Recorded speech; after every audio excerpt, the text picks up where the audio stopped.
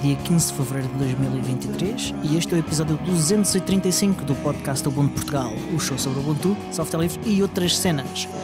O meu nome é Constantino e eu estou aqui com o Miguel. Olá, Miguel. Olá. Não temos de novo Tiago Carrondo, mas temos dois convidados especiais e como um dos convidados, uma das convidadas, fala inglês, o resto do podcast vamos provavelmente falar um bom bocado em português e um bom bocado em inglês para facilitar a participação de todos. Vai ser um podcast ao gosto do público habitual com uma boa quantidade de anglicismos. Exato. So, maybe Bernelle would like to present herself first. Hi everyone, my name is Bernelle. I am newly arrived in Portugal from South Africa, so I've made this my new home. I've only been here a month, so eu não falo português ainda, desculpa. Mas estava muito bom. Sou José Calhariz, sou de Lisboa. Nós hoje estamos na MiniDebConf, uma conferência em dimensão mini dedicada ao Debian. Como eu gosto de dizer, a distribuição paizinha do Ubuntu. Não sei se concordas com esta avaliação. Pai e mãe, eu diria que é uma distribuição irmã mais velha, vamos chamar-lhe assim. Não sei, porque acho que aqui a promiscuidade é maior, porque uma deriva da outra, portanto... Partilham um código genético semelhante e o Ubuntu usa uma quantidade enorme de genes do Debian, portanto... É complicado. Famílias, é aquela coisa. Tá bem. Bernelle, maybe do you wanna tell us how you got here, how you got to Portugal and to the MiniDebConf as an organizer, since you are an organizer of the event?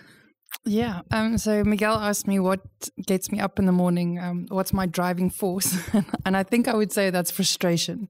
I think I get frustrated. So amazing. Yeah, I think Miguel's like my new soulmate over here, which means we fought once already. So I think partly it's like seeing that the world could work better and just being frustrated that it doesn't drives a lot of what I do. We've recently moved to Portugal because my partner Graham works for Ubuntu, for Canonical, and he's been a long time Ubuntu and Debian user, and that's partly how I got involved. But he works for Ubuntu now, and so we need to travel to Europe a lot for work, and so we thought, well, it might just be a great adventure to come here. And we were looking at which countries to move to and just came to Portugal, went to an Ubuntu meetup in Sintra, met Diogo and Tiago and the rest of the crowd and just made friends straight away and just fell in love with the place. So we're here now. So I organize events. I think it's something I've always done. You see a problem and then you want to organize people to try and help you solve it. And a good way to do that is to organize an event or a conference. And also the way that I try to learn about things is to organize a whole event. So for example, before Graham and I were in a relationship, actually, I was frustrated because my Apple Mac computer at the time, this was like in 2009, was not working so well anymore.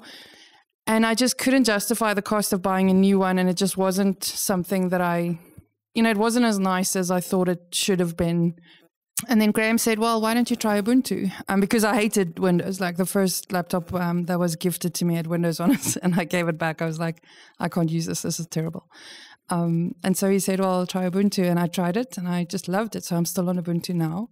And then over time, seeing like Graham and I were good friends, and then his friends were also active in Linux. And so we became part of the Linux Cape Town group in South Africa. And so over time, they were saying, well, they would just love to have a Debian conference in Cape Town, and then looked at me. And so I was like, okay. And I wanted to learn more about open source. And so I was like, well, this is a good way to learn about open source and free software and stuff. And so we organized the DebConf in Cape Town. So wait, but they actually came to you to organize a DebConf then? Like we should organize something, and they looked at you specifically. Yeah, so this is sort of how my life works. I don't know if I'm just really easy to pressure into doing things, but or I just get excited very easily, but it was literally like that. Like, incidentally, Jonathan was one of the guys, and his nick is High Voltage, and he's the current Debian project leader. So the South Africans have pretty much taken over the show. But him and Graham and Tumbleweed, Stefano Rivera, also a very good friend. I think we were like having a beer or something. I don't know how this came about, but and I was there, and they were like, "Oh, wouldn't this be cool?" And the way I remember it, they were like, "So, Bernelle, you do TEDx and you do this and you do this other thing." And like, I just went for beers with them, and I ended up as like chair of like stuff. So I just get pulled into these things, and then I end up running them. So I don't know how it works, but that's how it worked. Yeah, but you forgot to mention that. Yeah, in fact, you mentioned that earlier. But you used to belong to the TED organization, right?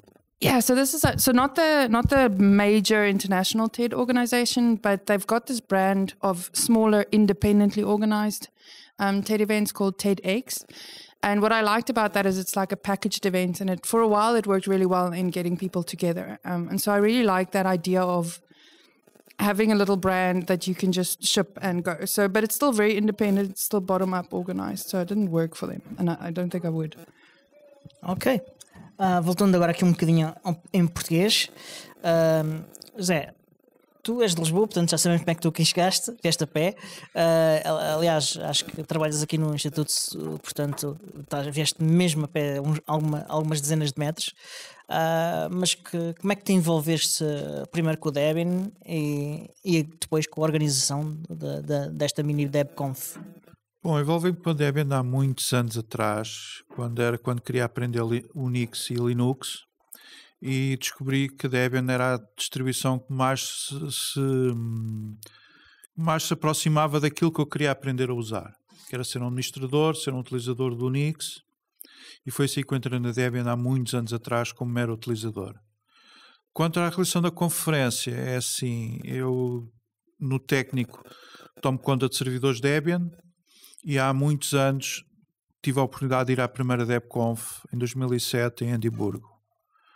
E foi assim que eu comecei a me envolver mais com a comunidade, a conhecer as pessoas. E na última conferência no Kosovo, disseram-me que a Bernelle se ia mudar para Portugal. E como sabiam que eu queria organizar uma conferência de Debian em Portugal, See, that's how it happens. Com ele. E foi assim que a coisa começou. Esta MiniDebConf em Portugal foi porque eu no Kosovo disse olá à Bernelle. Muito bem, muito bem. Ótimo. Já agora, ainda não ouviu o público. Público, digam qualquer coisa. Olá! Espero, não sei se só ouviu no microfone, porque está muito longe, mas... O podcast de hoje é gravado com uma audiência ao vivo. Não sei se as pessoas ouviram, podes falar normalmente. Não? O podcast de hoje é gravado com uma audiência ao vivo. Pronto. Temos que meter umas gargalhadas enlatadas aqui no meio. Sim. Uma pessoa levantar um papelzinho a dizer para rir. Aplausos. Funciona. Yeah, it really works. Falaste da DebConf. Qual é a diferença entre uma DebConf e uma MiniDebConf? Acima de tudo, tamanho. Portanto, tamanho interessa.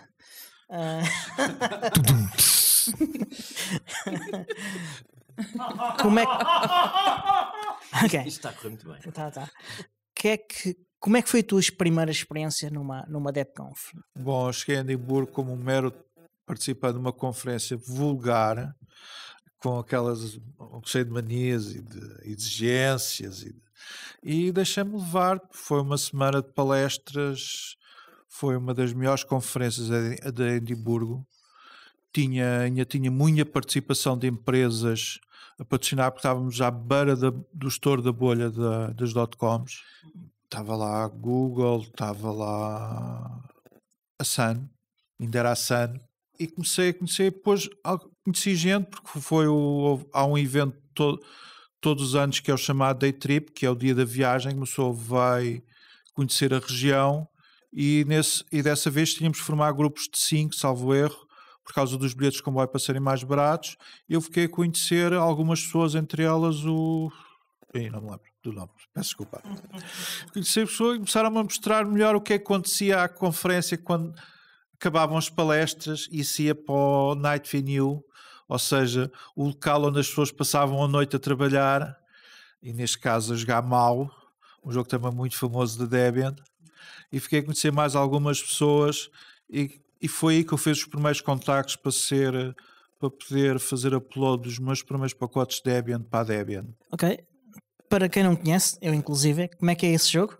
Bom, basicamente é um jogo que quase não tem regras, não se pode falar sobre as regras, não se pode falar durante o jogo, e uma pessoa tem que adivinhar as regras que os outros jogadores vão introduzindo à custa de pôr cartas na mesa e levantar cartas da mesa quando a gente falha. Parece um desafio claramente interessante. Safaste bem no jogo? No primeiro ano, sim. Não me safei nada mal para quem era principiante. Ok. Qual é a tua experiência com... ou seja, foste a essa conferência em Edimburgo, depois voltaste com vontade de organizar qualquer coisa, ou vieste só naquela de, bom, isto foi giro, mas Deus me livre de tentar organizar? Não foi isso que me passou pela cabeça. O que pela cabeça foi ver uma comunidade de gente, voluntários a trabalhar, a fazerem coisas, palestras muito interessantes, altamente técnicas. Eu na altura era especialmente um sysadmin e tinha que tomar conta de laboratórios com computadores que corriam Debian. E eu comecei a encontrar os meus primeiros problemas de precisar de software, que tinha perdido o maintainer, ou seja, que estavam órfãos, bugs, e então eu comecei-me a envolver mais com a necessidade de ter que atualizar pacotes Debian ao meu trabalho. E então, 2 anos depois, fui a Espanha, 2009. E foi a primeira vez que eu passei as 2 semanas na conferência chamada MiniDebCamp e MiniDebConf, em que o DebCamp é quando toda a gente se reúne só para estarem juntos, para conversarem, para partilhar ideias, para tomar decisões, e apanhei mesmo o bichinho. Nessa altura já tomava conta de 1 ou 2 pacotes, já tinha um sponsor, alguém que olhava pelos meus pacotes e me dizia se estava bem ou se estava mal. Trabalhei lá com ele em Espanha, que ele era espanhol, e foi aí que eu comecei a apanhar o bichinho de Debian. E comecei a ir no início de 2 em 2 anos. Depois foi Bósnia 2011, pronto, já começo a não me lembrar bem, já foi. E nos últimos anos, que eu estava no Tagus, gosto daquele ambiente, o ambiente do Tagus é muito acolhedor. Eu acho que os professores que vêm aqui da Alameda chegam ao Tagus e derretem-se com aquele ambiente, ficam mais simpáticos, mais amigáveis. E comecei a pensar que aquele ambiente no Tagus era um bom sítio para organizar uma conferência. Não me lembro quando é que isto me passou pela cabeça, mas passou-me a passar pela cabeça. Uns anos depois, se eu me lembro, eu acho que foi Brasil, não tenho certeza agora quando é que foi a primeira vez que apresentei a primeira proposta de realizar em Debian. A Nati, que é assim a pessoa que colhe as pessoas todas na conferência, veio falar comigo. Veio falar comigo não, lançou o desafio. Don't you want to organize a DebConf? E eu não saía aos berros, a gritar, nem a puxar os cabelos da cabeça. E foi assim que começou, porque eu já estava a trabalhar aqui na Alameda e mandei um mail ao professor a perguntar qual era a ideia de organizar uma conferência da Debian em Portugal aqui no técnico. Ele disse que sim. Portanto, aquilo que te empurrou um bocado nessa direção e também para te encontrares com a comunidade e começares a trocar ideias e a interagir com essas pessoas todas, o DebCamp, etc., foi a necessidade de resolver um problema, no fundo. Tu tinhas necessidade de ter mais conhecimentos, de arranjar soluções, etc. Isso foi um bocado o que te empurrou, ou não? Sim, foi. Foi o facto de eu estar a usar Debian, encontrar problemas, submeter reportes de problemas para a Debian e de encontrar problemas que eu precisava de ser resolvido, que eu sabia resolver ou que precisava de ajuda de alguém. Ou precisavas resolver melhor? Porque uma das coisas que reparei na comunicação que fizeste hoje de manhã sobre pacotes Debian é que tu tens já uma série de truques e recursos e pequenos detalhes que não são necessariamente fáceis de adquirir para quem está a começar, que tu já dominas e já pões aqueles pequenos detalhes na organização do trabalho que te permitem depois ser muito mais eficiente e muito mais rápido e até a prevenir problemas. E sobretudo gostei imenso do detalhe do ênfase tu puseste na necessidade da documentação. Documentem. Isto é algo que se adquire com a experiência, claro, mas também com quando tu tens de trabalhar em equipa e tens de trabalhar com a comunidade e queres integrar pessoas da comunidade e trazê-las também para contribuírem, e sem documentação não é possível.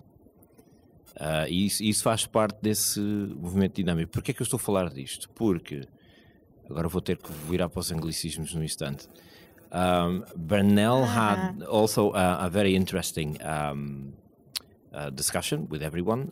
She had a presentation going on which kind of relates to what we were talking about right now, which is how to become a Debian developer.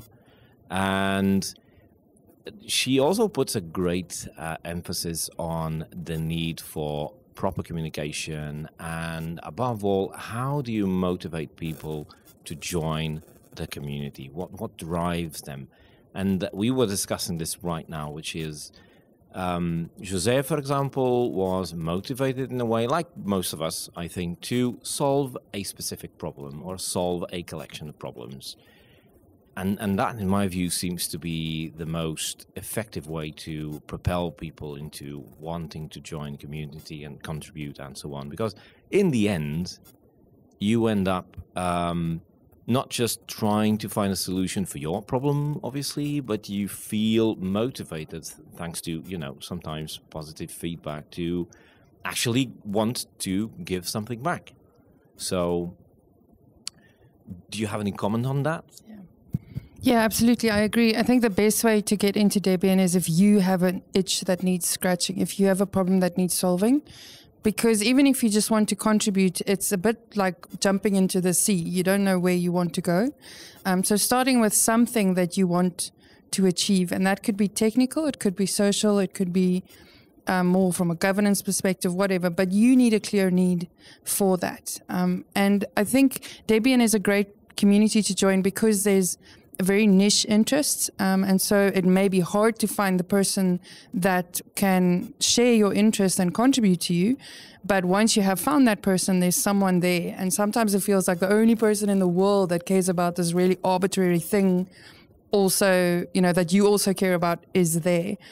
So for example, in Kosovo, I was pitching this idea that I've been working on for a couple of years, and just not sure if anyone in the world cares about this. It's so arbitrary and out there, like whatever.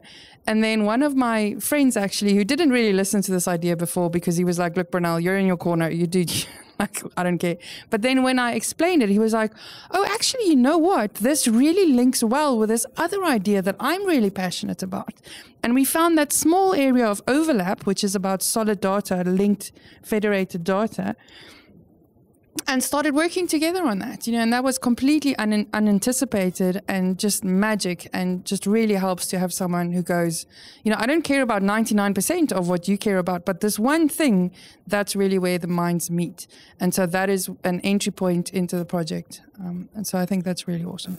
By the way, we already know what José does for a living. And what do you do? The short answer is I have no idea. So I'm trained as a bioprocess engineer, and then for about 10 years I worked in research on sanitation and how to, make things more sustainable and work better and clean our water. And that's just basically depressing. And so eventually I just became disillusioned with research because of the type of knowledge that we generate doesn't seem to help everyday people when there's a real drought or a real flood, and like we have these big plans that's 20 years down the line, but we can't help people now and next week. And so I was like, this is not good. I don't want to be part of something that doesn't help the people on the ground. And so I quit academia and moved out to a farm and just basically quit everything. And incidentally, this was during the pandemic as well. So it felt like the whole world just quit with me, which was cool, like a reset button. And so then I decided, well, how do I help communicate these very complicated issues, these challenges that academics struggle with, to everyday people? And so that started with data visualization using JavaScript libraries. And so at the moment, I'm sort of doing research on my own and really just being a bit of a glorified housewife, which means I have a lot of free time to organize social events and DebConfs. But then I also want to combine that with virtual reality and augmented reality, because I think the stuff that we deal with is so complex that it doesn't work in a 2D environment. And so I want it in 3D and in virtual reality. And so I'm maybe one of the very few people who's excited about the metaverse. And so I'm working on that.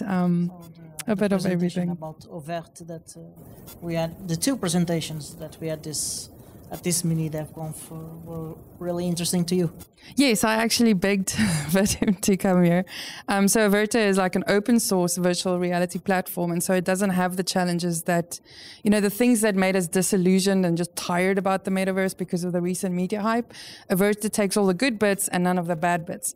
And so my fellow Debian friend that I was mentioning just now is also incidentally very excited about this project, not because of the visual stuff. He doesn't care about that. He doesn't play games. He doesn't like VR, but he loves the way the project is structured, and he can see how that can benefit him in completely different ways that we never thought about before he started talking to the Verta guys. So it's cool. And now it makes more sense, the comment that you made while we were looking at that crazy map. Yeah, and so what took to make this MiniDebConf? So when we started organizing this, we talked about it in Kosovo, and that was in August last year. And then I think by November, Graham and I visited you and we looked at the venue. And so it sort of started in November. And then I was moving out of a country, so it was sort of a bit crazy. And then at some point, I think maybe a month ago, I was sitting there and I was thinking, I don't know if I can pull this off. I'm in South Africa, I don't have anything around me. I'm about to leave. I don't feel at home. I don't know what I'm doing. And then I was like, but do you want this? Do I, Bernelle, want this? And I'm like, of course I want this. I want to see my friends again. Can we do this? And so I thought, José sorted the venue out. We've got good internet. Those are the things you need. So I booked an apartment. And at that point, I was like, I'm just going to, if nothing happens, if nobody shows up, I've got an apartment in Lisbon. I'm going to do this, And then we said, look, are we going to do this? And José said, yes, we're going to do this. And then we started inviting people. And then, whenever you see someone and you start chatting to them on IRC or somewhere, then you're like, well, do you want to give a talk? I bugged you, Diogo, to give a talk. And, José submitted 3 talks and I submitted 2 or something talks, because it's at least someone's talking, and then other people started submitting, and then it just sort of created itself. And then I was like, oh, are we going to live stream? It's I don't know if we're going to live stream it. And we ended up not live streaming it. But then we spoke to other people and they were like, well, if you want to record it at least, that other people can see it afterwards. And so I bought the equipment and I got some budget from Debian. And then I was like, I don't know how to use this. So I had this equipment and I was like, I don't know what I'm going to do. But then we showed up, and then Wiki showed up and he was like, well, I run Portacodes and I also use this equipment. So I was like, great, will you do this for us? And he was like, oh, fine. And so thank you, Wiki. And so people just, and José on his side, I think you got in touch with your people and they did stuff as well, like Sophia and Anna. I don't know if you want to mention them and what they did with food and stuff. I've been pestering people around me about helping organizing a DebConf. This time everything fits in place. This time things was working, nowhere, didn't were in the other times. So this time I've asked the help of, we have some students that work with us, like Sofia and Pedro Chaparro. I invite them, and they are offering me to help. So it was both directions, not just me pestering people, was people pestering me. I want to help. For example, there are people that didn't only help here; they could not help me during the preparation, like Luis Lopa. He was all helping me. Organizing things. Yeah, and I just also want to say thank you to Urbek, who just came along because he loves DebConf and then helped transcribe and edit the videos and uploading them. And so what I think the point that we're trying to make is it's not a formal professional thing. You decide you're going to do it, and then you sort of, whenever somebody asks you, well, where it's going to be, you're like, and then you organize where it's going to be, and they're like, okay, what are we going to eat? You're like, and then you figure out what you're going to eat, So it's a very disorganized, I guess, but a natural way. And so everyone sees this, and it's much more informal and casual and intimate, I think. And that's how it happens. And I think that's the better way of happening. It reminded me a bit of the style of the bar camps, self-organized events where people just improvise as they go. They decided as a community, and then do it well. Yeah, and about what to eat, it's basically just bacalhau all the time, so no worries. Yeah. And just one more comment in the welcome talk. I said, look, this is volunteer organized. So one, be nice to us. Like, I have no professional mandate to be nice to you if you're not nice to me. But secondly, if there's something that's missing, tell us. And if there's something you really want and you're willing to help us do it, then let's do it. Whatever that is. Yeah, that's the spirit. It also reminds me of the Ubuntu Code of Conduct. You have to be nice to other people. I guess all codes of conduct have that. Yeah, in the last episode we mentioned the rules for that wiki page Don't Break Debian, which I found fabulous. So it's kind of rules for life. That's what it is. So, Bernelle, you had at least one presentation. What was it about? Okay, maybe give me the schedule. So José gave some really nice presentations. I did not know you speak so well, José. Like, you're so shy. Thank you. I don't know how it sounds to the other people. I need feedback from other people too. Yeah. So in the beginning, he gave a talk about why Debian. And I think we both, so my talk also was like, why Debian? But you focused on the very technical aspects, like how does Debian differ from other distros and your journey to it, which I just found, I don't think I've seen a talk that so clearly showed, the progression and the difference between them. So I really like that. I think the next day I gave a talk about why would you want to be a contributor to Debian, and the reliability and the flexibility, which is someone here actually said that. I was quoting them, Debian is so reliable and so flexible, which is like the two things you need from life. And the community, I think, is just this, I've met a lot of communities. I'm a generalist, and it's just Debian is the community that I keep coming back to. And the other one was Upstream First, which is, Ubuntu packages gets uploaded to Debian first. So, yeah. Obviously, the Verter presentations I was very excited about. I think he gave really good stuff. Marcos gave really good talks. The one was a wiki workshop with the every second Monday, every month, there's a workshop on how to edit wiki pages and get involved there. And then he also, so that one was Wiki Loves Música Portuguesa.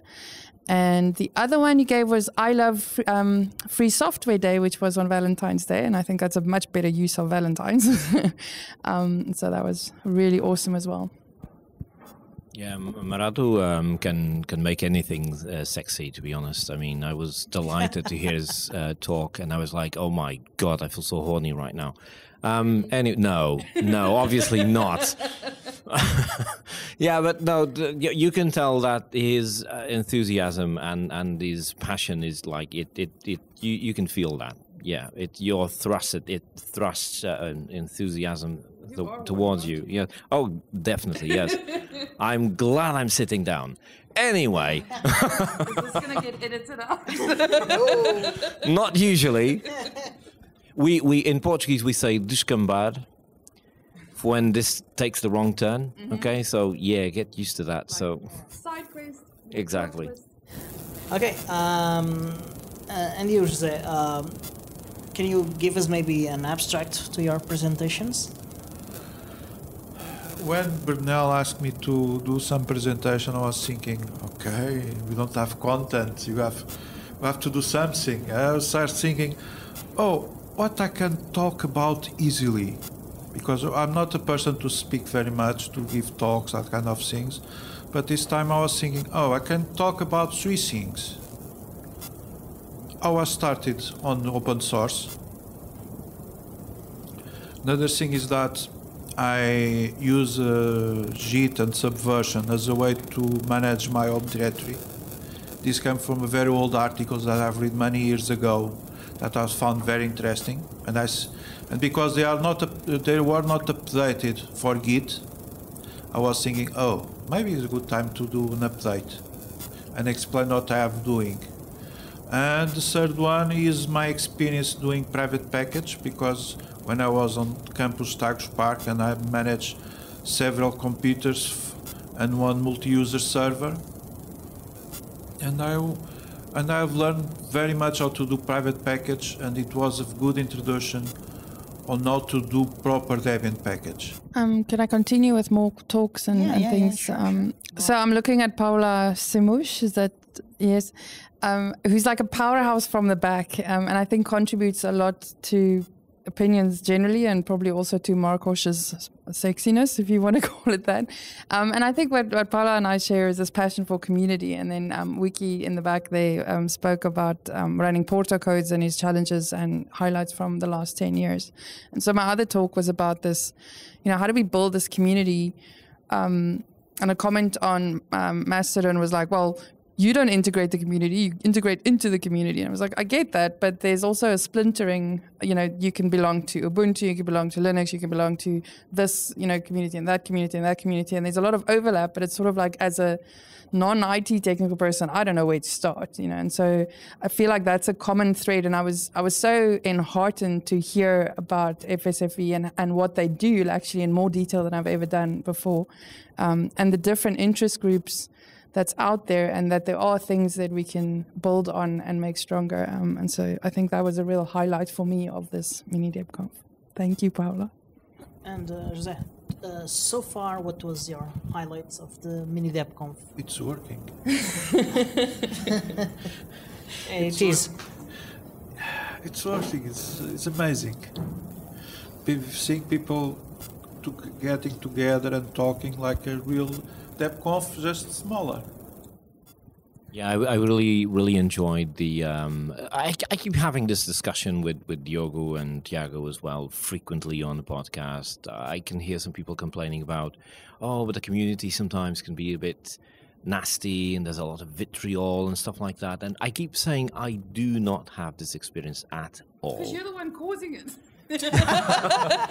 Maybe, but no, I do have a very positive experience with the community. It's very welcoming and inclusive, and people are so cool about, and they're so, I feel there's a lot of love in the air, is what I mean. Yeah, but there's a reason for that. You are not engaging with the community online.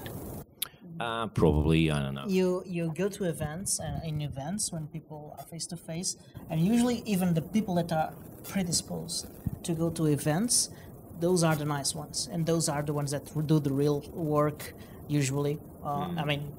It's true that there are others that are doing other things and very useful and lots of work also, and don't have the means, or for some reason there's something blocking them to go to events. But usually the people that go to the events are the people that are like you described, welcoming and nice. Yeah, I was just reading an article today about why Mastodon isn't that terrible online space yet, and it was about the federated spaces, not commercial, that it, and that it's moderated. And I think the passion may represent itself as vitriol, that is people who's just really passionate about a technical aspect. But if I can call you out here, and we laughed about this when we sorted this out, but when I just joined the Ubuntu Portugal group, one of the first things, maybe Miguel made a joke, right? But I didn't know where he was coming from, and I felt really hurt because you just come in and here's this guy just shouting at you for being I don't know, a digital nomad. I was like, but I know, but. And I was really scared to meet him in person, and then he arrived at the MiniDebConf and I didn't know it was him, and we had this fat chat and I was like, wow, that's a cool guy. And then only 3 hours later did I realize that was the grumpy guy. And I was like, oh, wow, you know, so meeting someone in real life is really different.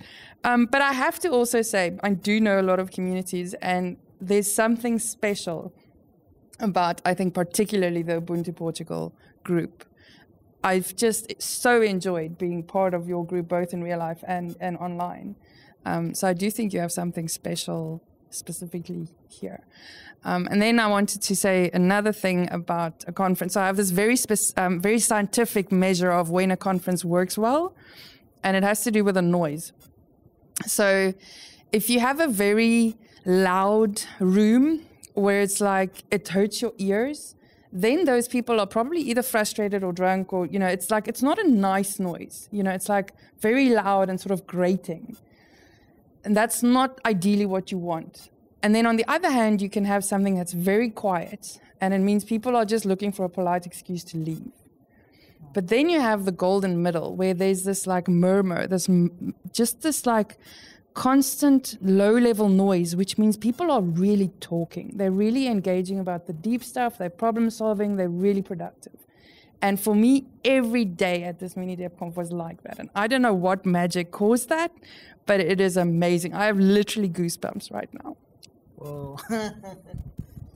Yeah, that's pretty much what I felt as well. Yeah, definitely. So there's that. I don't know if it's a cultural thing or the fact that well, let's face it, we are few. Okay, we have only a few people joining the community, and it's a niche segment of society, I would say, because it's not something massified or anything like that. So that helps, right? To build a sense of, you know, a tight-knit community of people that have at least common goals or common ideals about how to organize society in a way. And you get a lot of that. Even every open source movement is driven by this, even if not directly connected to software. Apropos, sorry for the Gallicism, I've met some, quite by accident today, we had the opportunity to meet some students here from IST from something called the Hacker School, hackerschool.io. And oh my God, they're brilliant. They're so nice. And they're amazing. They already have a group of 60, 70 people who do hacking on a regular basis. And they have this very crummy small lab where they create stuff, and at this point they've created a smartwatch from the ground up and stuff like that. So I would definitely invite everyone to visit their website and get in touch with them, because they're just kids. Well, they're not kids. I mean, they're 20 years old. Come on, they're adults, but they're still, no kids. Compared to me, anyone's a kid anyway. So no, but I was amazed. I mean, they're such nice people, and you can feel their enthusiasm and the way they talk about their projects and everything, and they have a very clear mind as well about what is the concept of the 4 freedoms of open source free software, and they're so lucid about this. I mean, I was very optimistic after I've met them, because I was. Yeah, just amazing. I did not have the opportunity to meet them as much as you did, but from the short period that we had the conversation, I really enjoyed it, and I really think they have a very interesting project there. Yeah, I mean, the kids are all right. It's fine. I suppose on that, it was just a very funny thing. So they came in this morning, 2 students, I think, and one older a person who used to be active in Debian, and then sort of, you know, life happened. And I think it was Tiago who said, so, you know, they introduced themselves and they're like, oh, I'm 20 years old. And then at some point Tiago was like, yeah, and I also studied at IST before you were born. Yeah, that was lovely. Yeah. And so, like, this is the community, you know, it's like right across all ages. It was very funny. Ainda mais mais ou menos um dia de atividade. O que é que ainda podemos esperar aqui nestas horas que nos restam da MiniDebConf? Bom, acho que está-se aproximando uma das partes mais interessantes, que é quando há menos palestras e as pessoas se reúnem para trabalhar, para conversar, para partilhar ideias, para partilhar problemas, pedir ajuda. Eu acho que é isso que ainda vai poder acontecer. Não sei. Bernelle?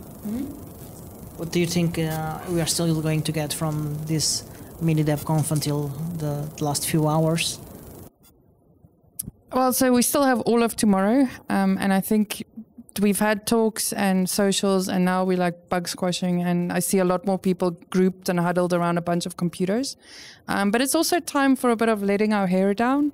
So tonight we have a photo social event, and then it's the social dinner where we, really might let our hair down. I don't know how that's going to go. So we might be not fully productive tomorrow morning.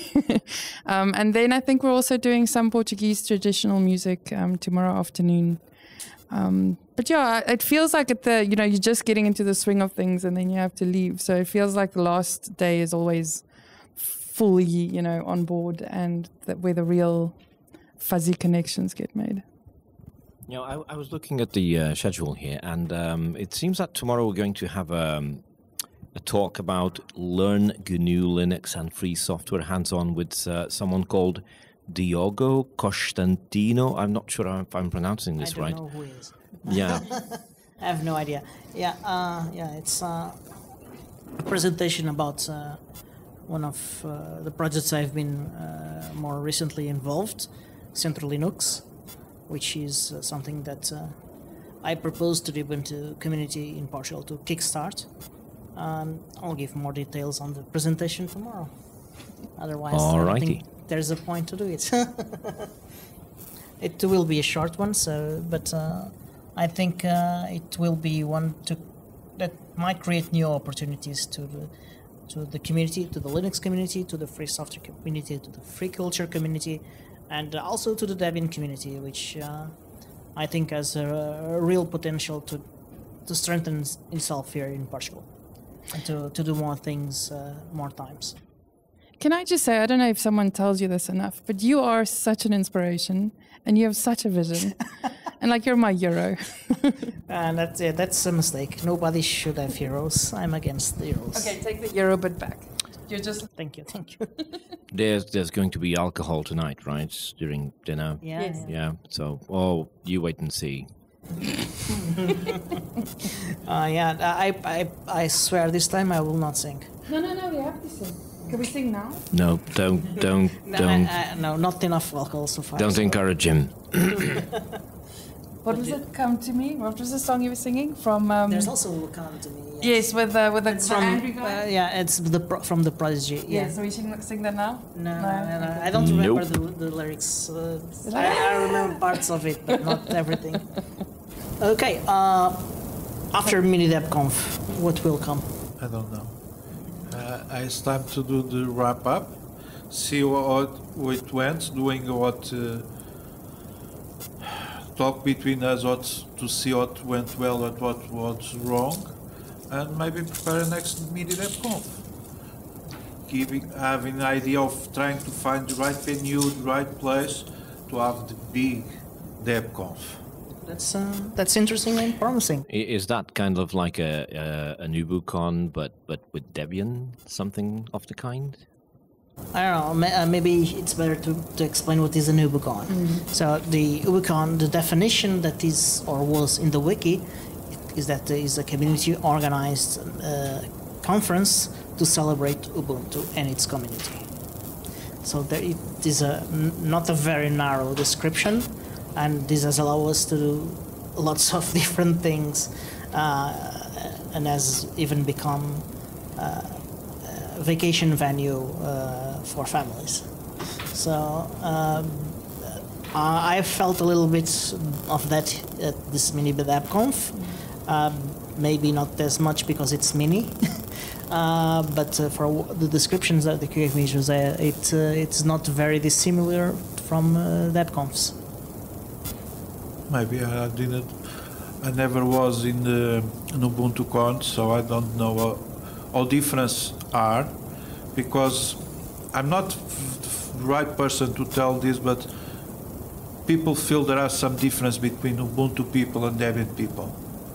And maybe it's not, maybe because one of them is a group of volunteers that gathers all the niche people that exist in the world to Debian community. is one of the communities more varied I have known. Yeah, there's a reason why it's called the Universal Operating System. I can't wait to read the comments on this one. So I think when we were walking back from dinner the other night, I said that you could be within Ubuntu community and they're more like socially adapt.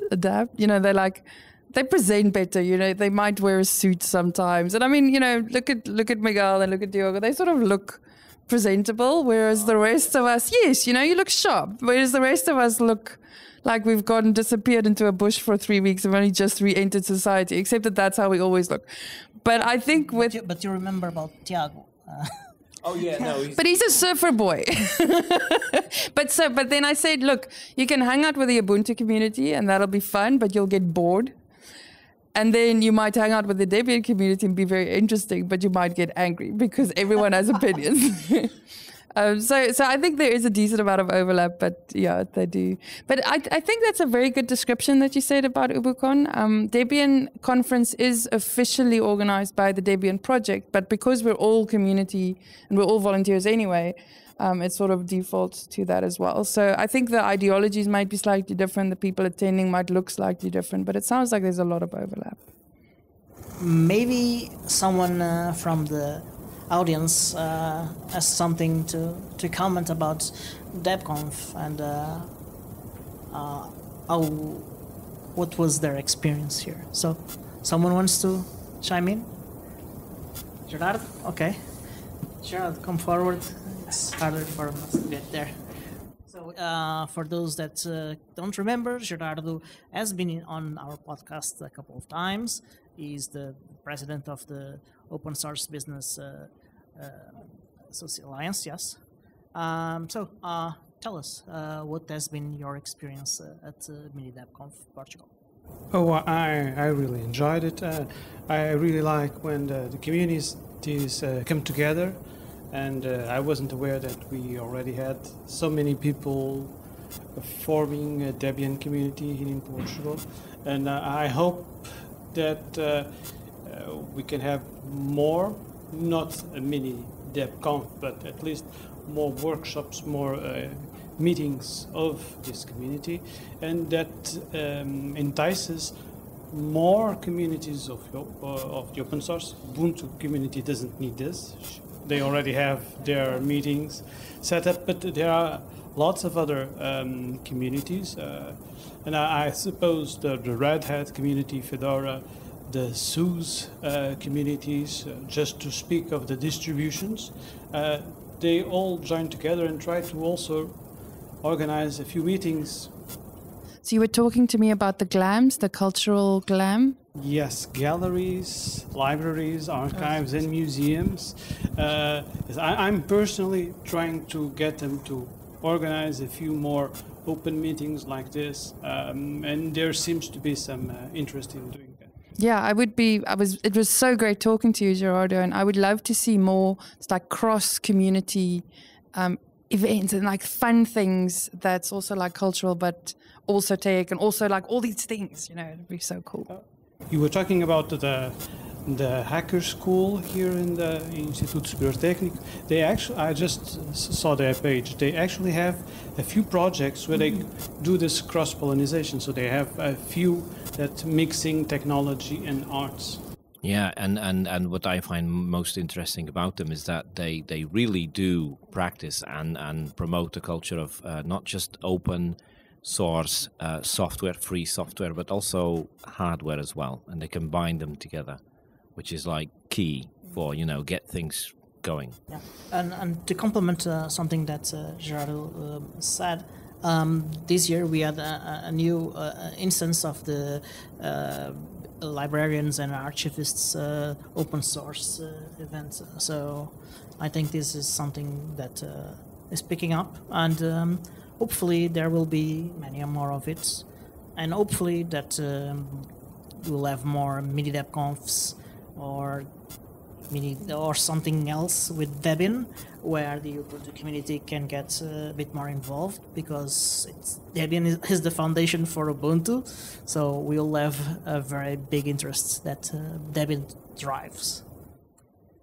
So I think while other members of the audience want to come and give feedback, I just also want to say what I want out of this. And there was a scientist here who gave me some links about visualizing models in virtual reality. And so at some point, maybe later in the year or early next year, I would like to have a workshop about open source and virtual reality combined with science like hydrology and whatever sort of, so bringing science and the cool things that we normally associate with gaming together. So that's something I would like to see happen. And if you're interested, please contact me. Quick plug. Links in the comments. Yeah, so thank you for having organized MiniDebConf here in Portugal. It's great to have this happening here finally. I'm Marcos Marado. I've been here in the podcast before, speaking in Portuguese, now in English. I just wanted to use this opportunity to also point out that there's always more stuff happening and coming up, and inviting everyone listening to the podcast or here to show up to the next stuff that is happening. And there's always something coming up. On the end of March or beginning of April, there's going to be the Portuguese Wikimedia conference here in Portugal. It's going to be in Lisbon, actually. And for someone who likes data and data visualization, there might be something for you in there. So go and check it out. And yeah, basically that's it. There's always more to come. It's great that more people get involved in these sort of meetings. And I really hope that we keep this momentum going, and I hope to see more and more gatherings and events all over the country going on and happening. So adding to what Marcos was saying, there are plenty. I think this year we'll have a lot of events here in Portugal. We tried and organized actually some events to celebrate the Internet Day last year. We might do this again this year with more organizations involved. That will be somewhere in May. I don't remember the exact date. There will be also every month an event at Central Linux. So that's you can propose events. We have already one big part of the we here planned. So, but we might expand a bit more because there has been demand. There has been a lot of participation. So we might have the opportunity to expand from half a day of activities maybe to an entire day and do more than one topic, and or work more on that same topic. And then we are also preparing more and bigger stuff towards the second half of the year. So stay tuned and ask us if you are a member, organizer of a community advocate. Get in contact with us, because it's possible that there's something that might interest you. A propósito, eu lembrei-me que no dia, creio que na semana que vem, 25 de Fevereiro, a Hacker School aqui do Técnico vai organizar um evento. Eles vão estar presentes no evento. Vão estar presentes no evento que é Maker Fair, que vai ser de 24 e 25 no aplicativo do Beato. É isso. Links nas notas. Por acaso escapou-me completamente que iria acontecer um Maker Fair. Sim, já para a semana. Infelizmente, quando isto for para o ar, se calhar já não vai a tempo. Não, isto ainda vai. Não, calma, isto. Sim, ainda vai, porque a gente, se o Tiago publicar isto na data certa, vai a tempo. Que bocas. Ok. Estamos a chegar ao tempo limite que nós temos. Quero só aproveitar para agradecer ao público, ao Marcos, que participou também, em particular, e ao Gerardo, também ao José. José, onde é que as pessoas podem encontrar o que tu fazes, entrar em contato contigo? Boa pergunta. Não sou uma pessoa de publicitar muito, por isso podem encontrar o meu blog, blog.calhariz.com e eventualmente aí procurar o meu nome no Google e procurar outras coisas que eu faço. Não sou uma pessoa a publicitar muito, mas... Ok, obrigadíssimo. And you, Bernelle, where can people find you on the internet and get in contact with you to pressure you into organizing more events? I think I'm indie bio in most places. So that's indie, like indie rock or, indie independent, whatever. And biology, indie bio. And I'm on IRC, Twitter, Mastodon, Mattermost, Telegram, Matrix, running on Element. My blog is indiebio.co.za or .com, I think. But yeah, I think most places IndieBio except for the startup in San Francisco somewhere. That's someone else. Não, eu só queria acrescentar que graças a esta MiniDebConf eu cedi finalmente e vou experimentar KDE no meu computador por pressão da Paula e do Marcos.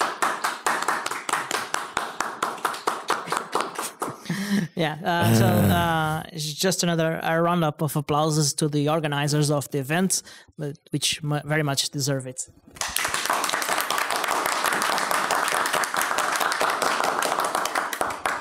Depois o nosso engenheiro de som depois faz copy-paste da faixa dos aplausos para durar assim 5 minutos e depois põe os efeitos sonoros de uma ovação e tal. Fica o recado. É isso. Resta então dizer que este é produzido por mim, Diogo Constantino, pelo Miguel, pelo Tiago Carrundo e editado pelo Alexandre Carrapiço, o Senhor Podcast. E até para a semana. Até para a semana. Bye bye. Bye. Adeus.